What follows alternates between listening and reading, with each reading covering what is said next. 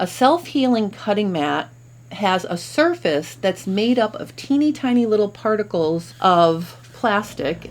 Usually it's PVC, but the cool thing is the self-healing properties happen because as you cut with your rotary cutting blade, those little particles don't get cut, they separate and they let the blade roll across the surface, and then as it moves on to the next thing, that little cut seals back up. And now I want to give you some strategies and some tips to keep it in its best condition.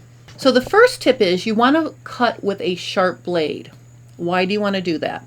You want to do that because a sharp blade is going to make the least invasive cut to your self-healing mat. If you're working with a dull blade, you'll actually be pressing down harder and it's actually going to mar the surface considerably more than a sharp blade.